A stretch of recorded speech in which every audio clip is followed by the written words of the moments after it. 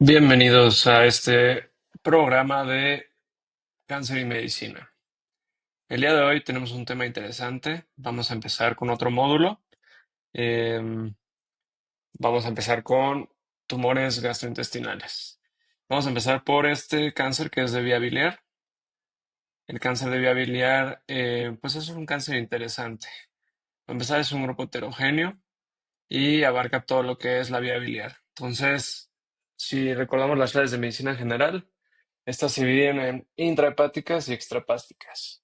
También la vesícula biliar en sí representa una parte importante en la clasificación y pues algo muy característico es que son agresivas y el pronóstico es malo. Estos pacientes van a tener mal pronóstico.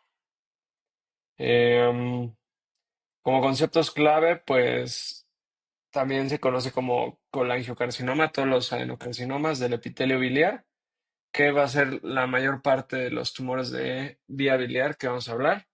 Y pues las guías o los artículos generalmente los dividen en intrahepáticos, como dice SA, el periliar, que es el tumor de Klatskin, que no sé si recuerdan de las clases, pero un tumor de Klatskin generalmente está en la bifurcación entre el conducto biliar, entre el hepático derecho y el hepático izquierdo. Entonces, generalmente está en la parte en medio y eso hace que se obstruya. Y ahí ves que tiene dilatación en toda la parte intrahepática y se ve como un árbol. Es un tumor de Klatskin, muy común, muy dentro de este cáncer y muy importante saber. Tenemos otras que es la vía extrahepática, ya saliendo del hígado, pues todavía tenemos parte de la vía biliar.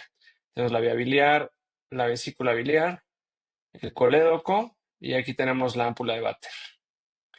Entonces, podemos ver que si hacemos un corte transversal y vemos las capas, pues la vía biliar va a tener una serosa, va a tener una perimuscular, una muscular, una lámina propia y el epitelio.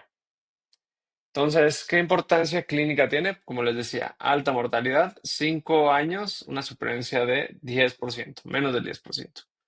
Entonces estamos enfrente de un cáncer muy agresivo. Generalmente el diagnóstico puede ser incidental, paciente que tiene una litiasis, colelitiasis aguda, una colecistitis, se retira la vesícula y luego el patólogo dice, ¿qué creen? Veo cáncer. Entonces, es un gran desafío para el diagnóstico temprano. La mayor parte de los pacientes se diagnostican en etapas avanzadas y, bueno, en cuanto a la epidemiología, tenemos aquí un mapa eh, del artículo del Primer del 2022 y pues nos pone los países con más incidencia. Si vemos aquí, el mayor país de incidencia alta pues tenemos varios países como India, tenemos Argentina, Chile, Bolivia. Los países asiáticos son muy importantes en esta patología. Tenemos a México, Estados Unidos, como también más o menos tienen una incidencia importante, algunos africanos, pero más que nada, pues podemos ver que es de la parte oriental, ¿no? O sudamericana. Entonces, se calcula en una incidencia global de 115,000 casos en todo el mundo. Ocupa el número 25 de 36 cáncer en 885 países y pues la tasa de incidencia ajustada por lado varía según la región. Entonces tenemos Sudamérica, Américas del Sur, Chile, Bolivia, Perú y Asia del Sur, norte de la India, Japón, Corea, China. Muchos de los estudios vamos a ver que son japoneses o chinos, ¿no? Mucha investigación por esa parte en este tipo de tumores y hay muchas disparidades. Podemos ver que, por ejemplo, Nueva Delhi tiene la incidencia más alta que en otras ciudades y podemos ver que en algunas razas son más comunes, ¿no? Como los americanos nativos de Estados Unidos o hispanos o población no blanca, no caucásica. Desde 1980 al 2017 podemos ver que en la mayoría de los países hay un aumento en la incidencia y también en la mayoría de los países en mujeres hay una disminución. En cuanto a la mortalidad, pues, como les decía, em, pues es bastante alta en este tumor. En cuanto al sexo, la relación hombre a mujer es de 2 a 1. Y pues, ¿cómo se va a distribuir? Un pico en adultos mayores, ¿no? 70 a 74 años. La incidencia va a aumentar con la edad. Em, y podemos ver que en países como la India, el diagnóstico es un poco más temprano, 20 años más temprano. Entonces, si tenemos aquí la edad pico es en 70, pues es posible que a los 50, 60 años en la India. Y factores de riesgo, pues todo lo que inflame la vesícula. Ahora sí que pueden ser litos en la vesícula, dependiendo del tamaño, también se asocia a un riesgo relativo directamente proporcional. Y la duración que la paciente o el paciente viva con esto, ¿no? Entonces, obesidad, pues mujeres más que nada. Y en cuanto a infecciones, tenemos el Helicobacter vilis, tifoidea, son algunas otras patologías, ¿no? Entonces, con la litiasis podemos ver que está en el 90% del cáncer de vía biliar, da un riesgo relativo de 2 a 5 y pues, se dice que el 1% van a desarrollar cáncer de vía biliar, portadores de cálculos. Entonces, anomalías congénitas, pues que el paciente tenga o haya nacido con quistes de colédoco o que esté alguna alteración en la vía pancreatobiliar, inflamación de alguna otra forma que no sea colitias, tenemos a la colangitis esclerosante primaria, enfermedad inflamatoria intestinal, ¿cuáles se les ocurre? Pues está Crohn y CUSI, y infecciones parasitarias como Clonorchis sicensis y Opisthorchis viverrini. La obesidad y el síndrome metabólico, diabetes, importantes. En cuanto a mentales, aflatoxina B1, metales pesados o compuestos organoclorados. Y de las infecciones, como ya vimos, Salmonella tifi, hepatitis también, pero más en la parte hepática. Y algunas variantes germinales como ABCB1 y ABCB4. Aquí hay otros específicos por región que no nos vamos a meter mucho. En cuanto a la fisiopatología, pues la carcinogénesis biliar es por inflamación. Entonces, acuérdense, cáncer e inflamación. Pues aumento, hay un daño en DNA, hay estrés, especies de reactivas de oxígeno. Esto hace que el DNA de las células se altere y se genera un entorno inmunosupresor, ¿no? Entonces eso activa varias vías de señalización. Hay varios tipos de vías que pueden causar este tumor. La primera es la metaplasia y displasia carcinoma. La mayor parte de los casos, un lito, una litiasis crónica, va a haber alteración del epitelio, va a haber inflamación. Entonces aumentan las especies reactivas de oxígeno, interleucinas, tumor de necrosis tumoral, factor de necrosis tumoral, perdone.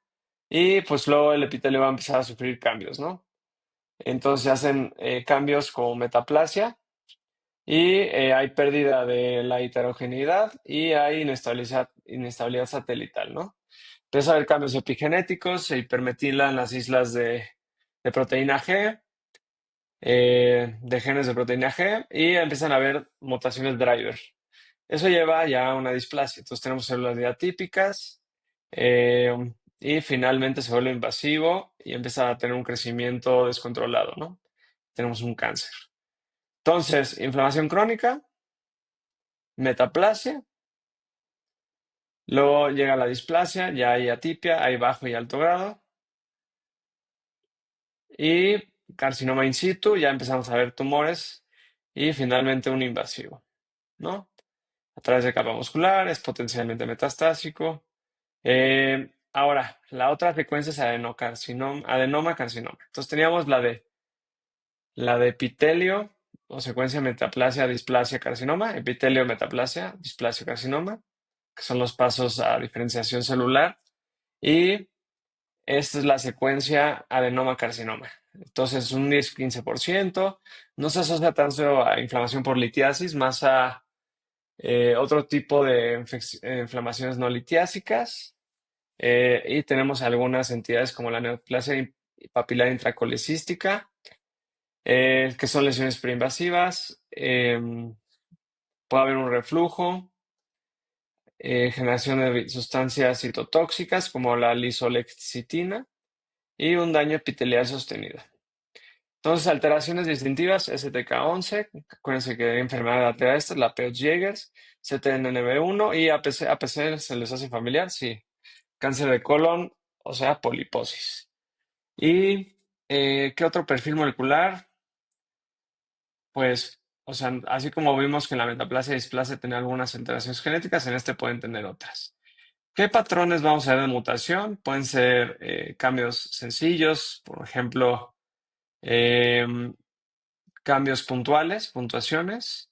Pueden haber cuestiones de envejecimiento, inestabilidad satelital, deficiencia de la reparación de genes o la carga tumoral también que sea alta, ¿no? Entonces, en el cáncer de vesícula, ¿ok? No colangiocarcinoma, de vesícula biliar, tenemos al TP53 en un 40%, HER2, HER3 en un 13 a 40, PI3K, CKN2A, que este lo vimos en otros tipos de tumores, también lo vimos en genitourinarios, si recuerdan las pasadas, MAT4, alteraciones de la cromatina, KRAS, muy importante, que están habiendo muchos nuevos descubrimientos en esta molécula. Y bueno, el colangiocarcinoma, pues depende de la variación. ¿Dónde está? Intrahepático, extrahepático, vía biliar o ámpula de Vater. Vamos a tener diferentes tipos de mutaciones. Por ejemplo, la intrahepática, pues tenemos el IDH, IDH1, IDH2, FGFR también, y la extrahepática, o más hacia la vía biliar fuera del hígado, CARRAS. Entonces, familia HER2, 40%, y se asocia mal pronóstico. Reparación de DNA, algunos genes que ya conocemos de algunas otras tumoraciones.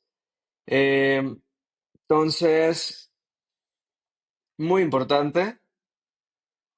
¿Qué otros tumores tienen este tipo de alteraciones? Pues cáncer de mama, próstata, lo hemos visto, ¿no? Muy importantes. Creo que también eh, ovario, y pues eso se asocia mucho a los tratamientos. Eh, tenemos algunas otras vías un poco más raras, que realmente no nos vamos a meter mucho por el tiempo, y algunas otras relevantes ya mencionadas, que van a ver mucho en los artículos. Microambiente tumoral, pues tenemos a nuestro tumor, las células tumorales, angiogénesis, va a empezar a crecer mucho, empieza a secretar factor de crecimiento asociado a la hipoxia o inducido por hipoxia, y el factor de crecimiento endotelial vascular, ¿no? Entonces aumenta la angiogénesis, células inmunes se van a rodear, va a haber a mayor matriz extracelular y reclutamiento de fibroblastos. Entonces aumentan los fibroblastos, aumentan las citocinas fibróticas por la TGF-beta1 y transición de epitelio a mesenquima, ¿no? Entonces todo eso va a ser aumento de resistencia a fármacos, va a haber más invasión a metástasis, y pues así es como se va empezando. Tenemos algunos tipos de subtipos identificados, realmente no me voy a meter mucho en eso. Y hay como alteraciones características de cada tumor o cosas que pues están asociadas, ¿no? Entonces, tenemos a nuestro epitelio normal. Vamos a ver aquí están bien alineadas las células, todo está muy bien alineado. Empieza a haber atipia, se ve un poquito más irregular, ya no tan bonito acomodado. Luego tenemos alteraciones pues en las células, ya no son de la vía biliar, sino que son metaplásicas. Hay cambios, se vuelven más alargadas, más irregulares.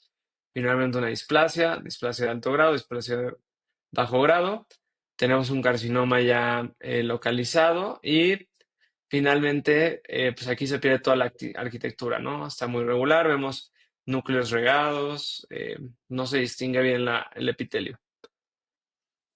En cuanto al diagnóstico, tenemos la presentación clínica es muy difícil hallarla. Generalmente los diagnósticos tempranos son incidentales, más de la mitad de los casos, y pues síntomas muy inespecíficos de colelitiasis. Avanzados, sí tenemos los síntomas generales, dolor abdominal, generalmente un poco de derecho, difuso, sordo.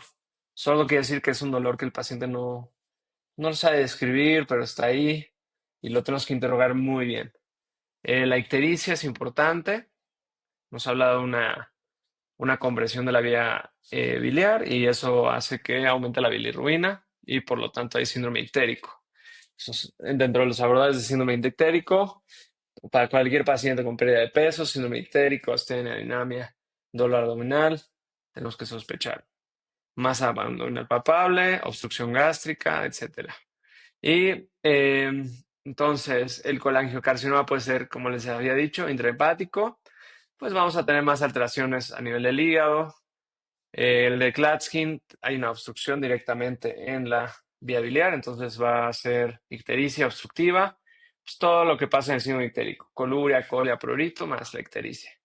Extrahepático distal, pues tenemos alteraciones en la ámpula, también puede haber ictericia y pues el páncreas también va a estar involucrado, se puede inflamar. ¿Qué laboratorios vamos a pedir? Pues biometría hemática, química sanguínea, puede haber ya desde ahí algunas alteraciones descritas. Elevación de bilirrubina, CGT, acuérdense que depende del patrón, lo que se va a elevar. Y el CA19-9, pues tenemos algunos marcadores, pero sí tienen sus limitaciones. Entonces, eh, o sea, no nos podemos guiar siempre por estos, realmente no es como muy específico para vía biliar, pero se pueden utilizar, ¿vale? Y si tienen niveles altos, pues sí sugieren malignidad, entonces es algo que se tiene que abordar. Ultrasonido, pues nos va a dar estudio inicial, es rápido, tiene buen acceso económico y pues podemos ver desde aquí engrosamientos, masas, pólipos, infiltración a hígado o algunos litos, ¿no? Y pues es operador dependiente. La TAC, ya dependiendo de usted, si está en la vía biliar, si hay una masa en la vesícula, si está engrosada, si está irregular, si se va al hígado, si está pues a nivel de las vías biliares, hay que ver los ductos, están dilatados, como el tumor de Klatskin que les comentaba, y cómo lo vamos a estadificar, más que nada qué tanto compromiso vascular tenga y si hay metástasis, ¿vale? Son como las claves. Los criterios de resecabilidad son muy importantes porque pues es parte del tratamiento y cómo definimos a nuestros pacientes. Entonces es muy importante, ahorita lo vamos a mencionar más en la parte del tratamiento. La resonancia magnética nos habla muy bien del tejido. La colangioresonancia pues eh, nos va a dar mucha sensibilidad en cuanto a metástasis y características de la vía. Hay signos ya descritos, como el signo del conducto amputado, cuando son de la vía biliar, refuerzo progresivo, compromiso de los nervios, en fin. Podemos también pedir una CEPRE. Lo bueno de la CEPRE es que el mismo estudio pues ve toda la vía biliar y se pueden tomar biopsias, se puede poner una prótesis para abrir en caso de una obstrucción. Entonces, tanto diagnóstica como de tratamiento, ¿no? Y pues puede haber algunas complicaciones. También hay una que es CEPRE con Spyglass, que también se agrega eh, pues como una imagen diferente, y eso es importante para ver biopsias dirigidas o evaluación de extensiones, ¿no? Pues sobre todo para estadificación de la enfermedad o un PET. El PET, pues realmente pues, detecta enfermedad oculta, puede cambiar manejo en un cuarto de los casos resecables. Entonces, si lo piensan de esa forma, pues uno de cada cuatro pacientes no está nada mal. Y estudios de histopatología, pues citología biliar, nos va a hablar en un 20%, 20 a 40% el rendimiento. Entonces, generalmente optamos por una BAF o aguja gruesa, que es la de mayor rendimiento diagnóstico, y siempre guiadas por imagen. O que al paciente le quitan la colecistectomía y pues luego vieron en la patología, ¿no? Que sería una biopsia. Bueno, depende del tipo de tumor, ¿no? Pero o sea, tienen que abrir al paciente. Entonces, ¿qué hallazgos histológicos comunes podemos tener? En un 90% de adenocarcinomas, como habíamos comentado, pero también puede haber escamosos, mucinoso, anillo en sello y otras indiferenciadas, ¿vale? Entonces, ¿qué diagnóstico diferencial? Pues todo lo que inflame la vesícula, ¿ok? Realmente no nos vamos a meter mucho. Y algunas otras patologías que nos pueden dar diagnósticos diferenciales. Entonces, sospechamos cáncer de vía biliar, se evalúa, se hacen laboratorios, estudio inicial ultrasonido, hay hallazgos sugestivos, ¿sí? Si hay hallazgos sugestivos, TAC o resonancia, ¿no? sobre todo si está a nivel de la vesícula biliar. Si está a lo largo de los conductos o como en un colangiocarcinoma, se hace una colangioresonancia y se ve la fase de difusión. Y si vemos alguna alteración o obstrucción, se estadifica. Y si hay obstrucción, se puede hacer una CEPRE o algo quirúrgico diferente, ¿ok? Y ya. Luego, pues se valorará por multidisciplinario, oncología, cirugía y radiología. Entonces, ¿cómo lo vamos a clasificar? Tenemos a nuestras etapas TNM, la T por tumor y pues tenemos diferentes grados, ¿no? Entonces T1 y T1A, T1B, pues no pasa de la muscular. La T2 ya se va al perimuscular, que puede ser peritoneo, hepático. La T3 ya hay a la serosa o al hígado o algún órgano adyacente. Y T4 ya se va a los troncos de las arterias principales. En cuanto a la N1, por número de ganglios, 1 a 3, más de 4. Y M1 es cualitativo, sí o no tiene metástasis. Entonces aquí podemos ver que ya un N1 nos da un 3B, o sea, se brinca. Y las demás etapas, pues si este 1 es estadio clínico 1, si este 2 es estadio clínico 2, si este 3 es estadio clínico 3. Entonces N1, 2B y todos los N0 llegan hasta 3A. Y ya luego si tenemos T4, N1 o N0, acuérdense, entonces T4 que ya altera la vasculatura, ya lo podemos considerar como estadio 4, ¿ok? Y ya, el 4B es si tiene M1. Y tenemos T1s, podemos ver que no pasa la muscular, aquí ya la pasó, se va hasta el peritoneo de, bueno, la serosa, y aquí en el T3 ya se fue al hígado, ya se fue a algún otro órgano, como aquí en el duodeno, y aquí pues ya se fue a la vasculatura, ¿ok? Eso es muy importante. Entonces, colangiocarcinoma intrahepático puede ser periliar, extrahepático. ¿Sale? Entonces, pues protocolos de muestreo recomendados, se hace una fijación completa, se ven los márgenes, hay que hacer tinciones especiales y inmunohistoquímica. Biomarcadores que podemos pedir, pues PDL1, DNA circulante y pues nada más. Si queremos una terapia dirigida como IDH o anti-HER, pues podemos pedirle el panel extendido. Entonces, muy bien. Dentro de los estudios, ya habíamos mencionado, si se va a pedir un ataque, que se haga multicorte y triple fase. Si se hace una resonancia, pues que sea una colangioresonancia. Y pues si tienen conducto amputado, que es como un signo patognomónico, es igual a cáncer. El PET, acuérdense que detecta el 25% de los casos que no se veían en otro estudio. Y la biopsia, pues se dice que se requiere un mínimo de 13 cilindros cuando es de la vía biliar. Cuando es de vesícula biliar, hay que ver la pared completa. Se puede hacer un cepillado, se puede hacer biopsias, pero generalmente se recomienda más biopsias. O quirúrgico, ¿no? Entonces, CK7, CK20, perfil biliar, eh, bastante importante. PDL1, CPS, TP53, HER2. Biomarcadores habíamos hablado que estaban bastante limitados. ¿Y qué prevenciones vamos a tener? Realmente no hay como un consenso de tamizaje porque, les digo, la mayor parte de los estudios no se ha demostrado ningún beneficio en la mortalidad hasta ahorita y pues es realmente bastante complicado, ¿no? Entonces se han hecho como estudios en mujeres con litos, algunos otros biomarcadores, pero todo esto está en investigación. En Chile, sobre todo, tiene sus estudios. Acuérdense que Chile es un país que tiene alta incidencia. Entonces, prevención primaria, pues alterar los factores identificables. Se puede dar estatinas, ejercicio.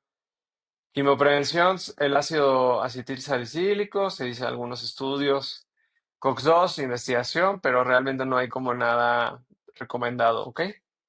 Entonces tenemos dos opciones, o que tuvo el paciente una alteración de la vía biliar, ya sea un lito, una colecistitis, está ictérico, se hace ultrasonido.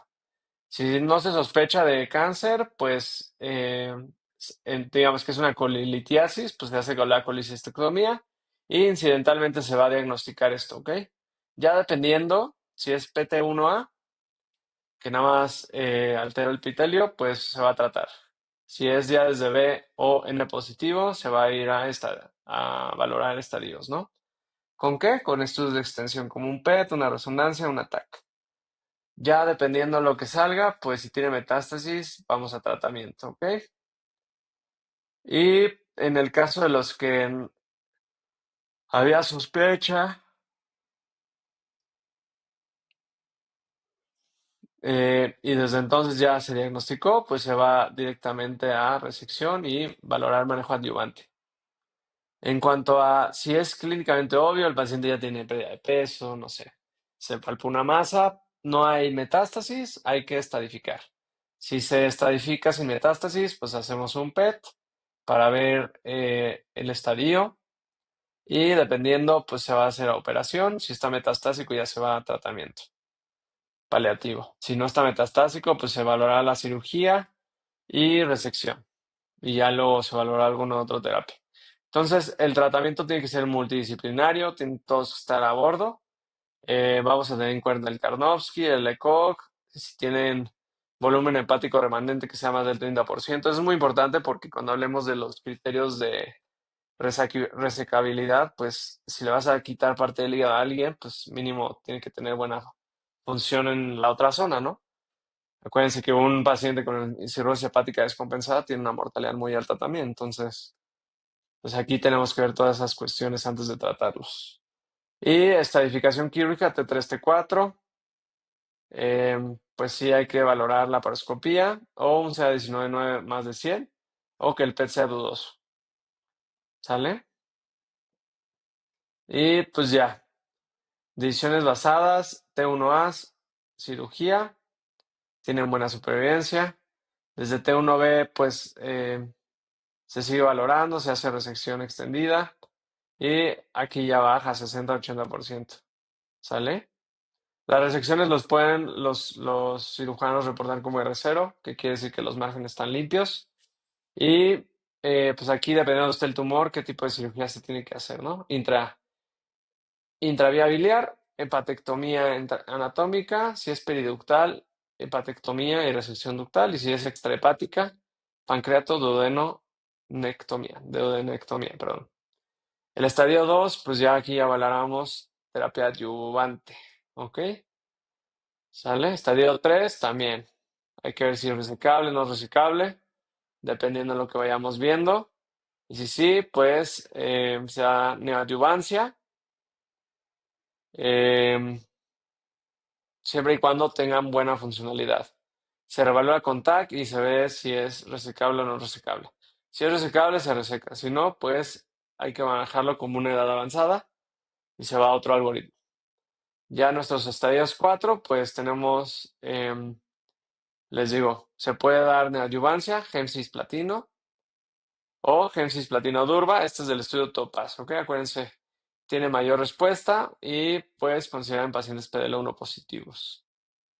No nos vamos a meter mucho a tratamiento, realmente una buena, un buen resumen, pero realmente no nos vamos a meter mucho. Hay algunos estudios muy importantes como el BILCAP, PRODISH, ACTICA, pero bueno, esos quedarán para otras clases, ¿sale? Y pues nada más. Eso sería todo por hoy. Entonces, en resumen, tenemos a que esta enfermedad es agresiva. El abordaje, pues la mayoría de los casos es incidental y pues también tiene una fisiopatología muy compleja. De hecho, hoy en día los tratamientos, pues siempre se busca, como la oncología cada vez va a ser más individualizada, pues se va haciendo estos perfiles moleculares.